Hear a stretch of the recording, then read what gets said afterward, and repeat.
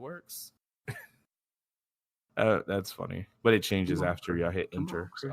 Come on, Greg. All right, one take. All right. What's up, and welcome to the third episode of Why Are You a Gamer? I'm your host, Jamar, and this show is my chance to get to know the gaming community one-on-one. Each and every Monday, a new episode goes live as I try to discover why we play video games. You can, of course, find this show on your podcast platform of choice. And if you're using Apple Podcasts, please give me a 5-star rating and let me know how I'm doing in the comments. So for this episode, my guest is yet another person I've known for quite some time. I think I might have a type. But anyways, we started out as coworkers, and over the years, we blossomed to become great friends. He is the self-acclaimed or self-appointed voice of the Media Junkie, although he's really more of the dad. He is the host of Gimmick Minute podcast and the friend that is most likely to send me that late night text asking if you're up to get online. What's up, Jason?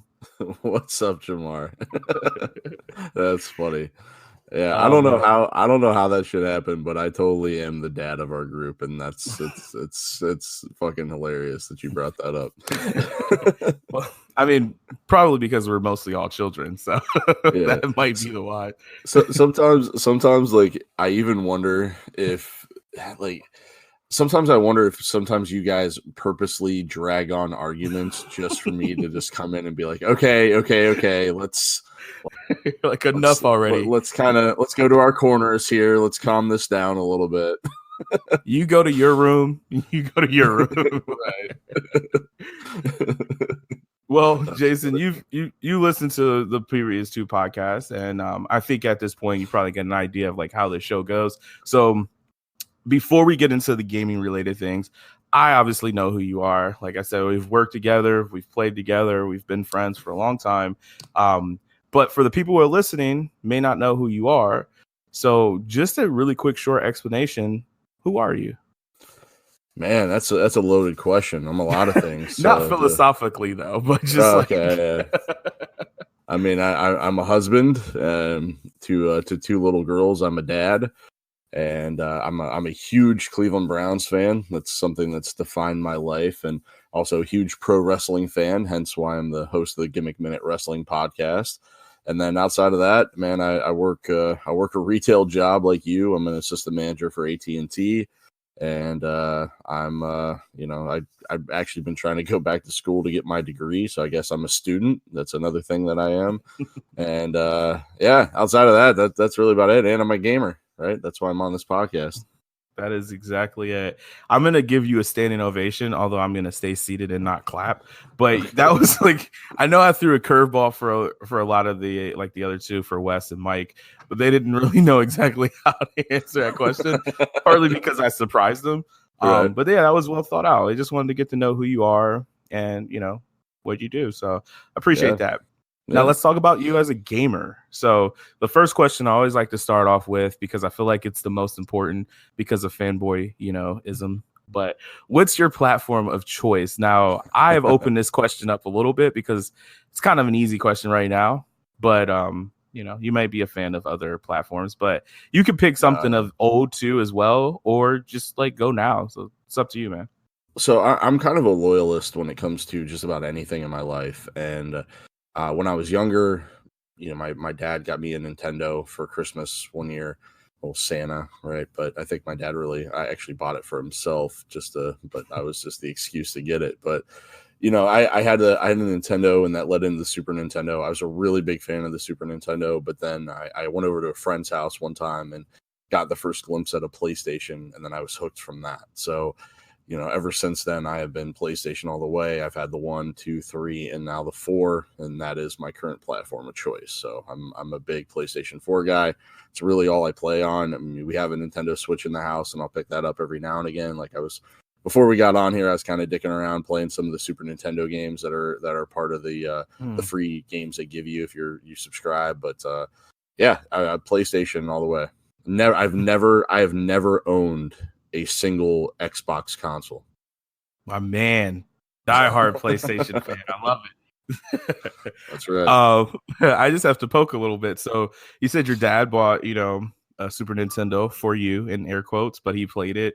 Is that the same thing you did with the Switch? Is that for you or is that for the kids?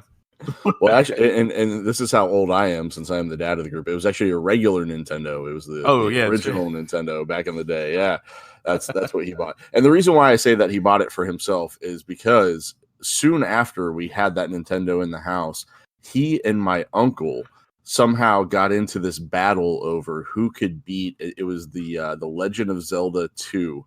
Was it the Link to the Past or whatever? They were in a battle over who could beat that game the fastest. Holy crap. I couldn't even get any time on the Nintendo because he was too busy trying to get to the end of this game before my uncle did. And then he got really mad at my uncle because my uncle went to Borders Books and got a strategy guide to help him beat it. So he beat it before my dad. But anyway, that's beside the point. No, to answer your question, and honestly, no, we did get it for the kids. It was more not necessarily for me to play, even though I have picked it up a few times and played it without them. But really, it was just something more for us to do, like for family games. Like we got Mario Kart with it. We have Mario Party 8.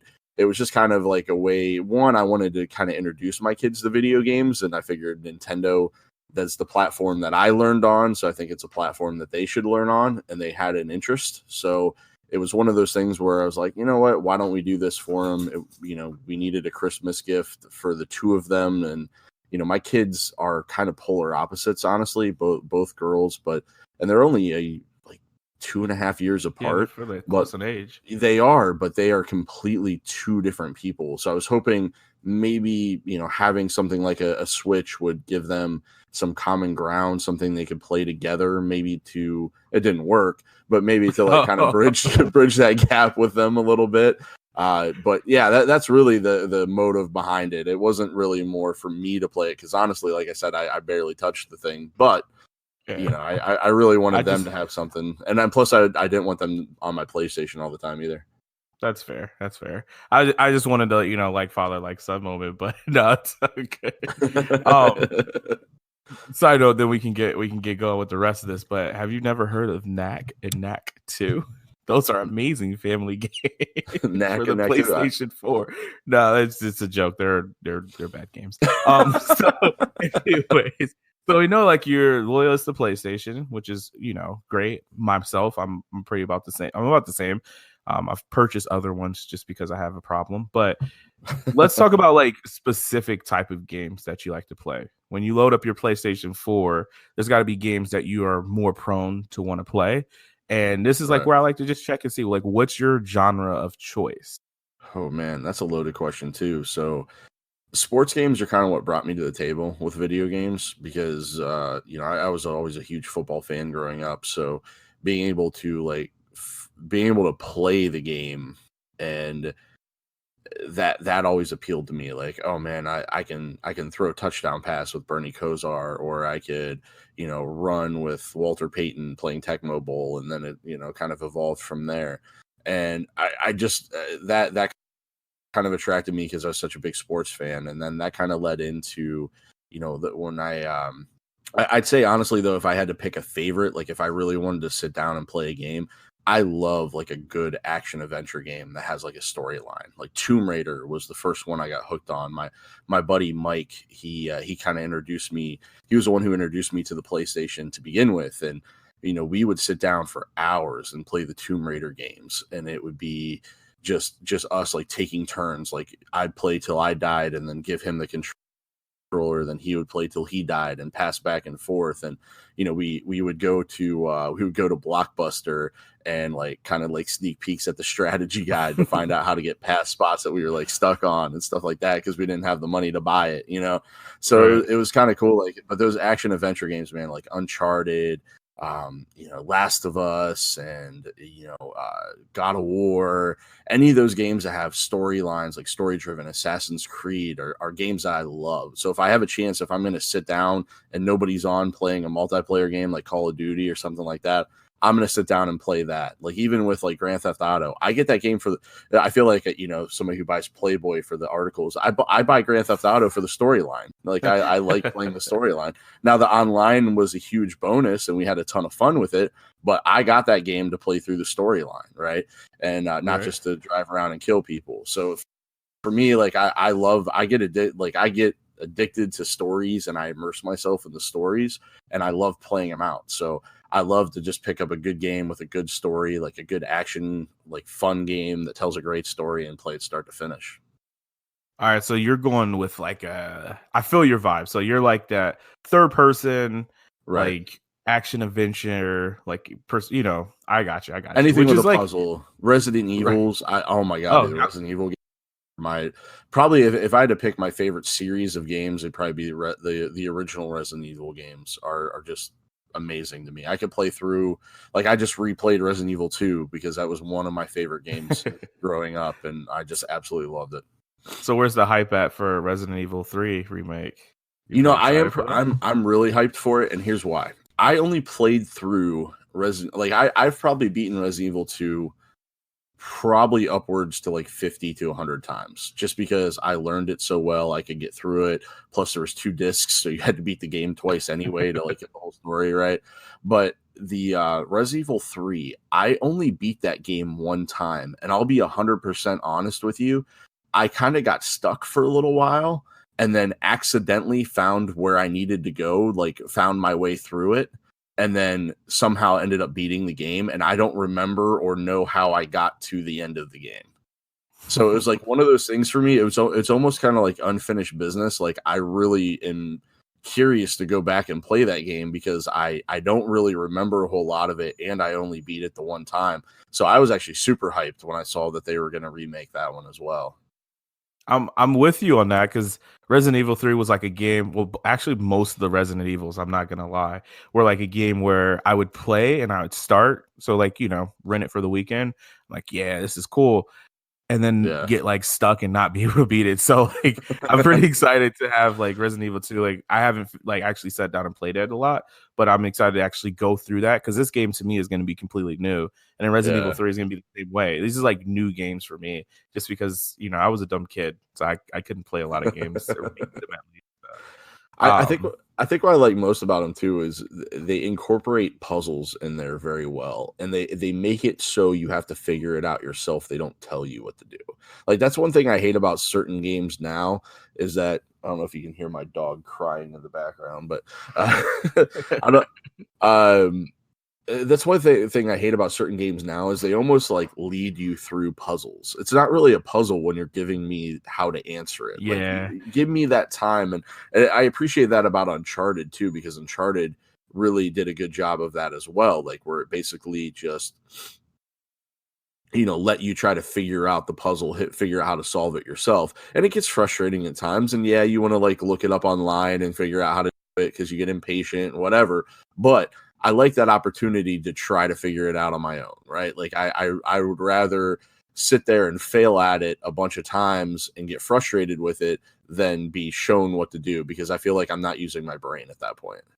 Right. And I do feel like you feel accomplished afterwards. Mm-hmm. But it's funny though, because you'll have the game where you're trying to solve this puzzle and then like, I don't know, like a random character will be like, hey, maybe if you move this brick over here, and you're like, no, shut up. Like, don't tell me. Right. Exactly. Yeah. I hate that. That's what I love about the Resident Evil game. Super soaked. I even heard that they're possibly remake Code Veronica as well. And I really liked Code Veronica. I thought that was one of the better Resident Evil games. It kind of went unnoticed because it originally came out on the Dreamcast and not a lot of people played it at first. And I had a Dreamcast. I was one of those few people that adopted that system, and very few. Yeah. I played through the shit of it. I played through the shit out of that game, and I absolutely loved it. So I'm stoked for that too. So any of the Resident Evil remakes, that's like my sweet spot. I'm good with it. Well, I mean, if you are going to be playing like games, obviously 50 times to 100 times beating Resident Evil 2 over your lifetime, I wonder now, like, since you're, an adult, you're married, you got 2 kids, like, how often do you get to play like games on a weekly basis now? Is that, I'm sure that has somehow impacted your gaming habits, right? It does. It impacts my sleep probably more than anything. I don't know. I'm the type of person, I don't require a ton of sleep, so I like to have that time to kind of like relax and have a little bit of quiet time to myself. My wife goes to bed relatively early, and on a school night, my kids are usually in bed by 8:30, 9 o'clock. So like once my wife and I watch a TV show or two, then she'll go to bed, and that's kind of like my gaming time, right? Now that's going to be impacted a little bit when I'm back taking classes in the next quarter, so I'm gonna have less time for that, but that's, I guess, just more of a sacrifice I'm gonna have to make. Absolutely. But yeah, it gets tough at times. Like right now I don't have much going on, so I'm able to play at least like 4 to 5 nights per week. But you know, if I'm in school as well as my job and the family and all that, generally it'll probably be like 2 to 3 nights a week. And really, like for me it's big because what I like I don't like things that I like to do to affect my family that much. So Okay. when it comes to like when they're home, when my kids are home, like that's my time to spend with them. Or my wife's home or she's awake, that's my time to try and spend with her. I try not to let a lot of my game playing or anything like impact that. So I'm not, if my kids are home and I'm hanging out with them, I'm not leaving them to do their own thing to come play a video game. This is not who I am. Like I'm not addicted to it that bad that I have to like be like, no, I'm not, ignoring that. Like, yeah, like I can. There's new DLC, daughter. Get away from me. Right, yeah. Like I can't stand like playing an online game and hearing somebody's like kids in the background trying to talk and like the dad's just like completely ignoring them. Yeah. I'll get it. Or you hear like a baby like crying in the background and like, no, dude, like spend that time with your kid. Like seriously, like you don't need to be playing this game right now. Put the controller down, go change a diaper and like hang out with your child. Like my gosh, you can play when they're asleep. Like, so yeah. That's what the Nintendo Switch is for. You put your baby in a Bajorn and you got your Switch right there, man. You don't have to stop. I'm totally gonna do that when I have a kid. I know you are. So I mean, you mentioned like being in school, and honestly, like obviously I know you and we play a lot together, and I have noticed like you being more and more online and playing, we've been playing Call of Duty quite a bit. Yeah. But like normally I'm assuming since you had to, to have to take a break when you're in school and whatnot and family and everything, you probably build up a little bit of a backlog with your games, I'm assuming. Yeah. So like, is there like any games in your backlog right now that you've maybe come out this year or maybe last year that you haven't gotten around to? Dude, the worst thing I did was buy a 4 terabyte hard drive to plug into my PlayStation because now I have everything. And what I did was, so first of all, anytime PlayStation puts a free game on, I download it. Whether I want to play it or not, I download it. And then secondly, anytime they have those deals, I'll just like scroll through and see what's on sale. And I'll be like, oh, Tomb Raider Definitive Edition. Haven't played that yet. It's only $9. Fuck yeah, I'm going to buy that. And then I'll scroll through a little bit more and be like, oh, the Uncharted collection, that's only like $6 right now. I want to replay those. Let's get that. Assassin's Creed Odyssey, haven't played that shit yet. Really want to play it. Let me grab that. And I have not had time to play freaking any of them. So, because like a lot of like, Red Dead Redemption came out and I played through that. And that's around the time I downloaded a few of them. And then Resident Evil came out and there's a couple of them that came out then. And then Tomb Raider I just downloaded and I really want to play that.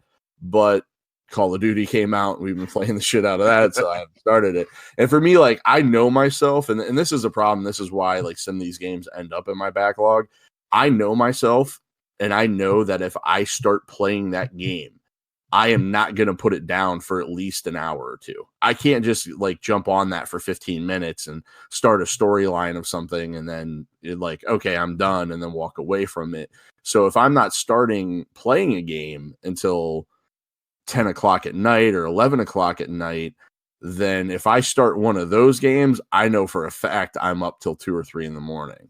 So my intention is always to go to bed like around 1:30, 2 o'clock at the latest. And I know if I start one of those games, it's not going to happen. But apparently if I get on Call of Duty with you, that's just not going to happen either. So I guess, I'm damned if I do, damned if I don't. But regardless, like that, like I put it off because I know I'm like shit. If I start this, I'm gonna be immersed in it for a while, and I'm not coming out.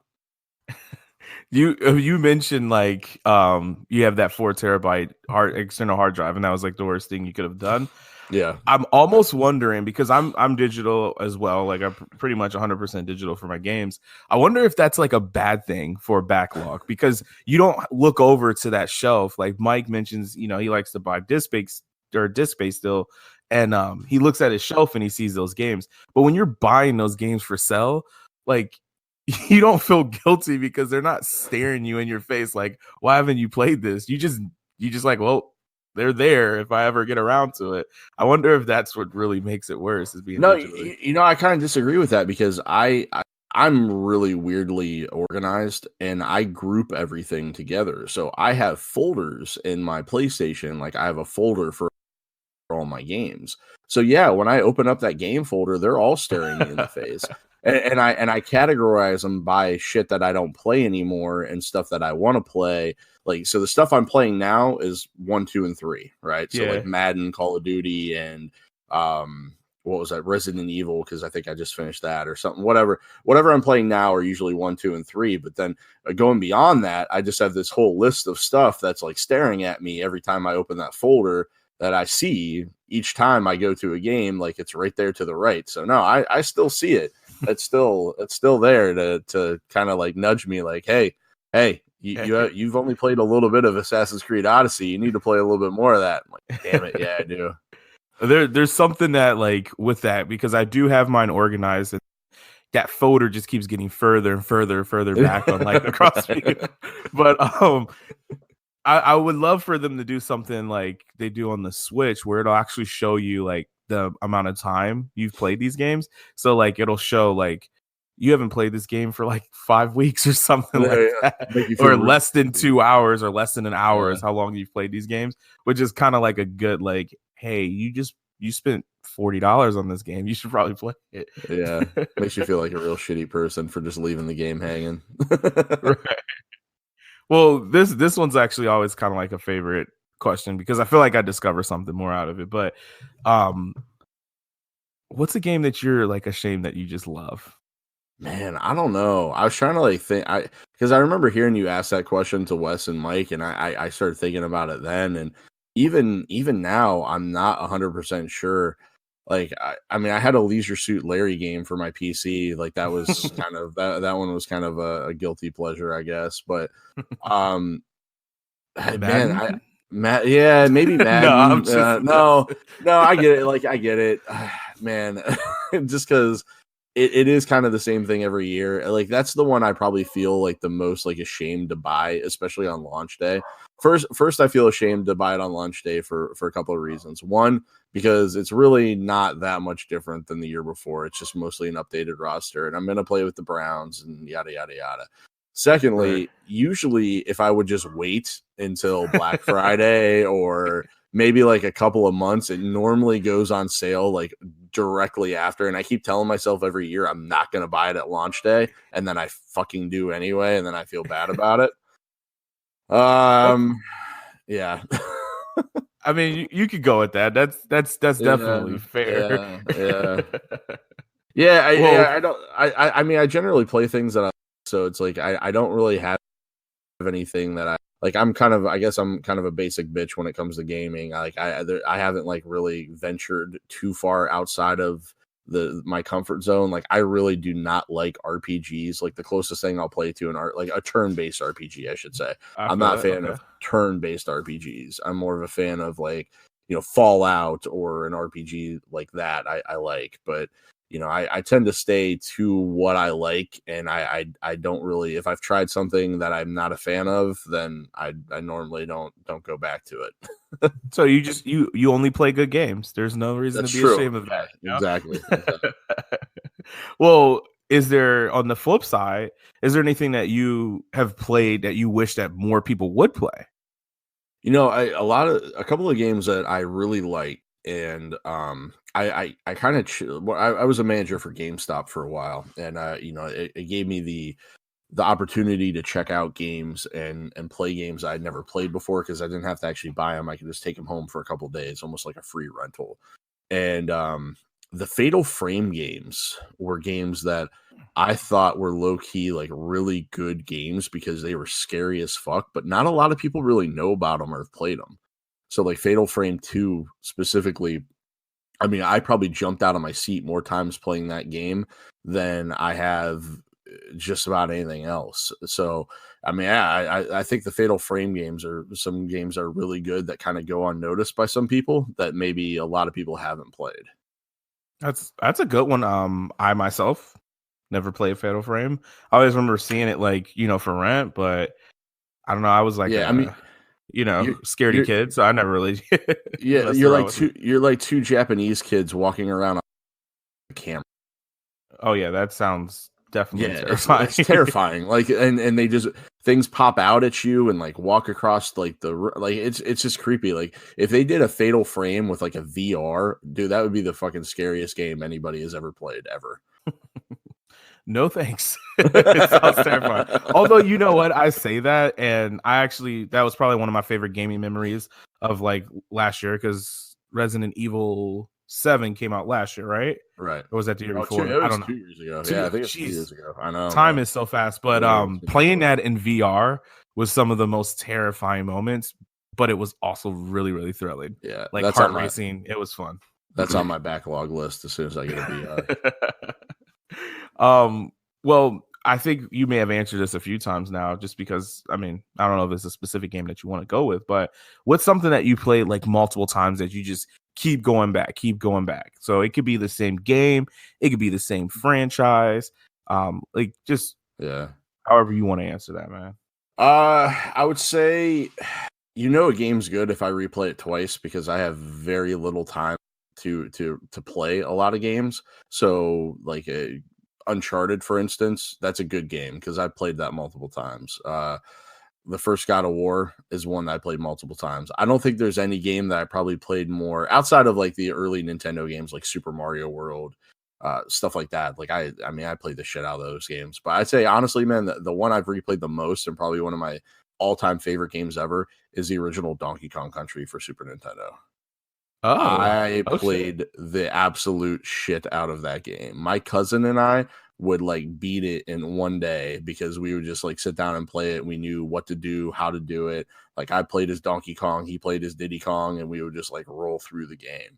I'd sit down and play it myself. Like it just, that game, I took my Super Nintendo with me almost everywhere. My parents were divorced, so I'd take it to my dad's house, and I spent a lot of time with my cousins when I was over there. And I would take it with me to like my mom's like family events and stuff like that, and hook it up. And I had cousins there, and we would always play games. And Donkey Kong Country is one that we always went back to. We always played. That game was so fun, so like so visually appealing too. And I think that's the thing that like stood out, like when with the Super Nintendo, is that game looks so smooth and it still holds up. Like graphically, it holds up today with anything that's out there. So and I just have to throw in, like, we do another side podcast, Jason and I, and one of the things before I wanted to do was a topic on best video game music, because as much as I love Super Mario World, I think Donkey Kong Country has hands down the best soundtrack. Yeah, those, oh my god, the levels, and like it's just so good. And I think that helped that it was like a little bit later into the life of the Super Nintendo, because they just destroyed that game. Like it was so awesome. Yeah, So it was great. That's a really good one. And playing back too, I mean, there's so many like different little secrets and hidden things that a lot of times, like there's probably still a few hidden things in that game that I never found as many times as I played it. And that's a testament to how good that game was as well. So yeah, Donkey Kong Country, man, can't get any better. Well, this one's not on here, and I like to always ask this just because it's kind of just pulls that nostalgia, and I feel like we're getting a little bit of nostalgia out of this episode. But like, outside of your dad bringing home, the Nintendo, the NES, man, what would be like an early, like your earliest childhood memory of gaming? Would you say that is it, or did you have something before then, or like we had an Atari in the house, like a Atari 3600. So I played like Pac-Man and like a couple things there. But yeah, I'd say like Super Mario Brothers and Duck Hunt, that combo that came with the original Nintendo was definitely my first like real introduction to gaming. And I didn't have a ton of games for the Nintendo. I'm trying to think back. Like I had Mario Brothers, Duck Hunt. I think we had California Games. Do you remember California Games? No, dude. Dude. I wasn't born when the NES came out. Holy shit. Okay. So, dude, on any of your emulators, Raspberry Pi, go find California Games. There was like a you competed in like a series of different games, right? There was like a hacky sack game. So you had like this dude. Whoa, wait a minute. I'm pretty sure I remember hacky sack. I do remember hacky sack. So I might have played this. You had this dude in like a black tank top, and he stood there in the middle of the thing, and then you had to kick it up, then you could like jump up and hit it with your head, and there were buttons you had to hit to get as many points as you could. There was a BMX one where it was skateboarding one where you had to do like tricks, like ollies and like different tricks and stuff like that on a half pipe.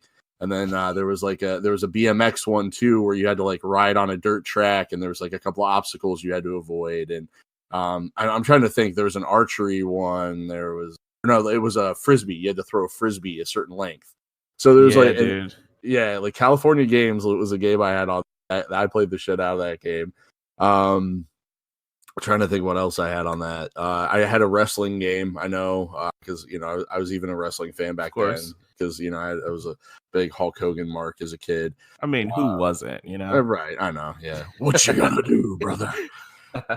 So, man, I'm trying to think back to some of the games I had, but yeah, those are my first memories of playing games on the NES. With Mario Brothers for sure. California Games sticks out, and that Legend of Zelda game that I mentioned before. When my dad was finally done with it, I played it as well, and I don't think I ever beat it or got close like he did, but like I had it and I enjoyed it, so it was. And actually, I've gone back and played it on the Switch because it was like that's like. I never played the original Zelda game. I think I maybe played it for like, I maybe played it for like 5 minutes, but it's hard, man. It's but the Legend of Zelda 2 game, like I absolutely loved it. That's probably one of the earliest RPGs I ever played. But again, it's not turn based. It's action. Yeah, no, I play it. Turn based was mostly like Japanese like games that we would get, obviously like Final Fantasy. Right. Yeah. Final Fantasy has never appealed to me. It was never a fan, which a lot of people think is funny. I'd say another one that was kind of on a nostalgic train, and this is like my first introduction into. And I remember I listened to last week with you and Wes talking about the demo discs on PlayStation and how dude, that took me right back. But playing Metal Gear Solid on the demo disc, I was like, holy shit, what is this? Like, I have to have it. Like, and I loved Metal Gear Solid. Like, how amazing was that game? First of all. Like when you fought Psycho Mantis and you had to take your controller and move it to the other slot. Like, are you fucking kidding me? Like, that's just brilliant. Still to this day, there's nothing I've ever experienced that was like that. When we were like, why can we not beat this fucking dude? Why does he know what I'm doing? Oh, because it's so crazy. It's the controller. All you gotta do is just move it to slot 2. He would read like your memory card, man. That was just some like genius that was stuff. I think that was Sons of Liberty when he read your memory, because I remember in Sons of Liberty you come across him like, oh, I got this. All I gotta do is just switch my controller, and then he's like, no, that's just not gonna work this time. I'm like, what? What do I do? That's awesome. Yeah. So, I mean, outside of like, well, I feel like we got a good idea of like what type of gamer you are. So like I like to break this up instead of just rolling directly into it. But like, this is the name of the show. It's Why Are You a Gamer? So we get what kind of gamer you are. We know who you are, but like, why do you play video games? So really just tell me your story. Is there some reason that pulls you in to play video games? You could simply say you're addicted, because it's okay. We all are. But no, I mean, just, tell me your story. Well, addiction definitely runs rampant in my families, both my mom and dad's side. So I would say like I'd rather be addicted to this than something like a hardcore Worse. drug or alcohol or something like that. So That's yeah, fair. definitely. I feel like there are worse things I could be addicted to. Okay. Very true. And I fully will tell you, yeah, it probably is an addiction. I think, console gaming doesn't really take advantage of that, but I feel like some of these mobile games really do. And that's like, I kind of like have a distaste in my mouth for some of those games. But that's a subject for another time. But anyway, I'm waiting for my first host or my first guest to come on and say that mobile is their platform of choice. Oh, gosh, I'll keep waiting. Waiting. Yeah. Hopefully you never get that answer. So I would say, honestly, for me, it's, and I've heard this answer from the other two, and it's kind of cliche, but it is an escape, right? Like I grew up as mostly an only child in a single parent household. And I, didn't have, at first, like when I was real little, I really didn't play a ton of video games. Like I had that regular Nintendo. And I really, like, honestly, like I played with mostly like action figures, and I played outside, and I was kind of more active because I played sports and things like that. I would say the Super Nintendo was the first one that I really dug into, and I really kind of became more interested in. And then when I started like getting introduced to games like Metal Gear Solid and getting introduced to that story. See, like I've always been a big movie guy and a big like TV show guy, because I get immersed in the stories and I get addicted to that storyline. Like I want to know what's going to happen from week to week or month to month or from sequel to sequel. Like I just get wrapped up in it. I get like, it's almost like a warm blanket that you're putting on, right? Like it's like, I got to know what's going to happen. I need to tune in next week. And that's kind of how video games started to become for me too, because one, like with the sports games, it was, and even wrestling games, I was like, man, I can play as my heroes. I can play as these people that I watch on TV. So instead of like using an action figure, like doing this, I can actually like be a part of it and be that person and do this stuff. Right. So I love the realism. Like even with Madden, to this day, with Madden, I will not start my franchise mode until the final preseason game has happened, and they do the final cuts before the season starts, because I want to start my roster as the same roster that starts the season.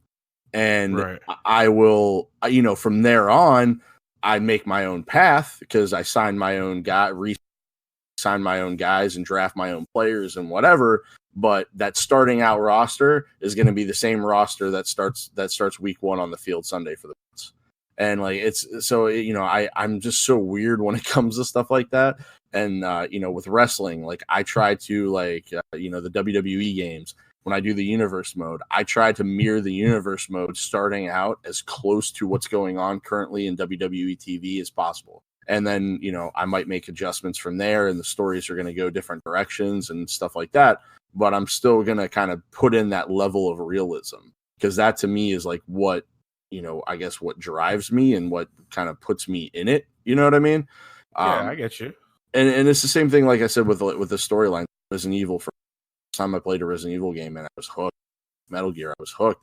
And then I needed to play, like, Sons of Liberty was like kind of but it was a continuation of the story from Metal Gear, so I needed to play it, and like even with like Resident Evil 5 and Resident Evil 6, yeah, they were kind of blah games or whatever, but it was a continuation of the story. It was Chris Redfield, it was Jill Valentine, it was Claire, you know what I mean? Like it was Leon. I wanted to know where these characters were and what they were doing, and I wanted to make sure they survived to the next one. You know what I mean? Like it just kind of immerses me into it. So that's it for me. It's an escape, just like anything else. Like movies are an escape, TV's an escape, video games are an escape. And it's not like I'm trying to escape real life or anything like that.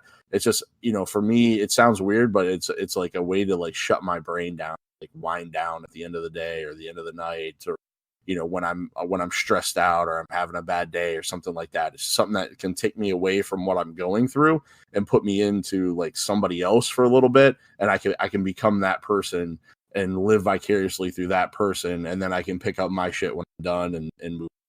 But go back to being Jason. Exactly. Yeah. So I can just disappear in the gaming world for a couple hours. I can be somebody else. I can be a killer on Call of Duty, going out and shooting terrorists and smashing people with my riot shield and blowing up with my C4. But then when I'm done, I wake up the next day, I go back to work, and I'm going to sell some cell phones, and I'm going to help some customers. I'm going to have people yell at me and cuss at me, and I'm going to be like, hey, you have a good day. Thank you for coming in, But then I'm going to go home, and I'm going to, spend time with my kids and, be a dad for a little while. And then after that's done, I'm going to be a husband for a little while. Then when that's done, then I'm going to go back. Yeah. Right.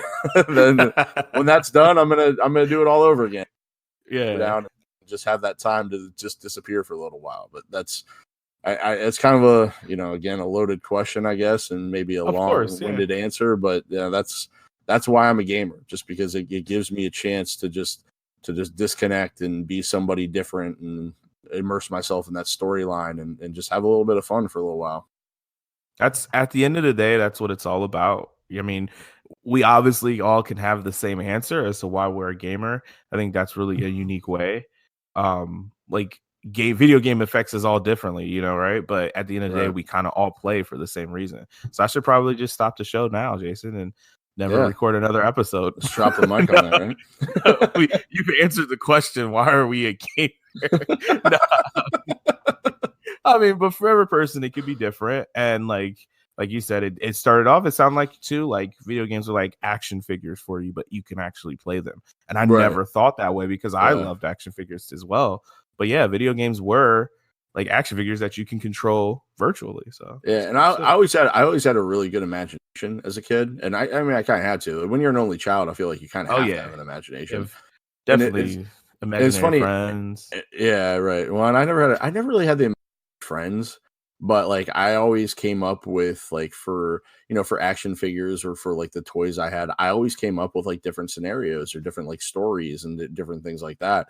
And I kind of do that. I think that's why I like doing like these podcasts and stuff like that, because it gives me a chance to kind of use that creativity and come up with like new ideas and different things like that, and different narratives and stuff. And it's kind of funny because I see it with my kids. Like my one daughter has great imagination, my youngest, but my oldest daughter has zero imagination whatsoever. She's such a like literal person. Like I said, they're polar opposites, but and my little one is kind of more into gaming. Like she likes to play Fortnite and stuff like that. And she plays the shit out of like Roblox and stuff like that on her phone.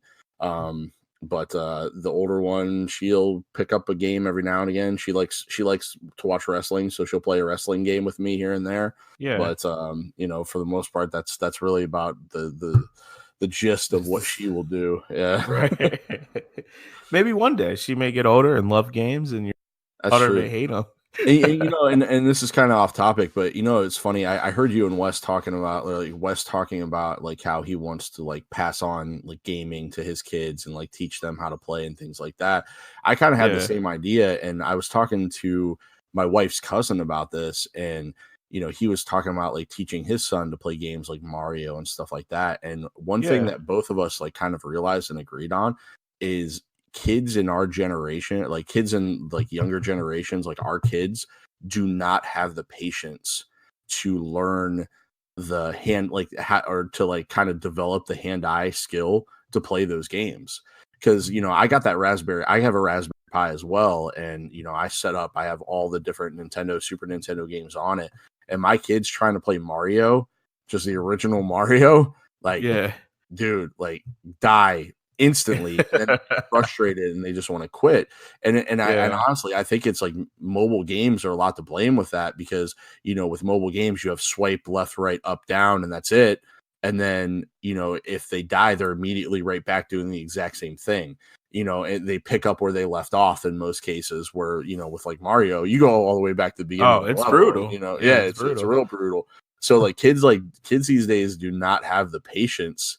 I feel like an old man saying that. Kids these days, no, like they don't have the patience though to learn that skill set, and it's really weird. It's a little disheartening. Like they don't want to go back and play those old school games because it's almost like they're too simple in a way that you almost overthink it. Like you feel like you have to do this, and that level of the patience to keep trying to get better just isn't there with like my kids and like other people I've talked to, like their kids either. So hopefully Wes has better luck with that than I did. So well, I told him we would report back. Would have him and his kids on, episode 360 of Why Are You a Gamer and see what happened there. Yeah. So we'll definitely give everyone an update for sure. Well, my last question here is just more of like pie in the sky kind of question, but it could be serious as well. But like, do you ever see yourself not playing video games? I know you're pushing 60, so yeah, I'm that old.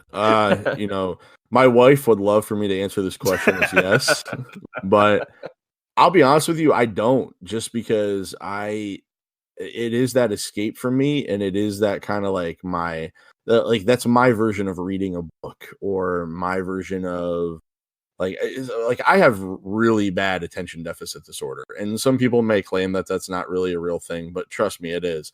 And for me, I cannot sit down and read a book unless I am like ridiculously hopped up on Adderall.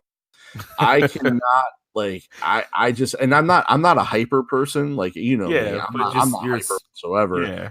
It's just like my brain just does not have the ability to focus on something for a long period of time unless I'm focusing on multiple things at a time. Right. So in a game, when I'm playing a game, I have to focus on multiple things at a time. So the gaming works perfectly for that, because it's almost my superpower in a way, because my brain has to be in more than one place at a time, and my brain loves that. And there are times too, like if I'm playing like a sports game, for instance, especially one that the commentary, after a while, you just kind of tune that shit out, right? Yeah. So if I'm playing a sports game, I'll have a TV show or a movie going on my iPad while I'm playing the game, because my brain likes that I can stay focused. Yeah, I can stay focused on two different things at once.